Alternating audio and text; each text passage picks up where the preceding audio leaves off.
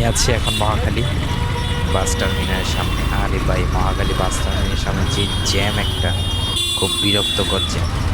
আর তার পাশাপাশি আপনারা দেখতে পাচ্ছেন আমার হাতের ডান সাইডেই একটা একটা এমটি আছে।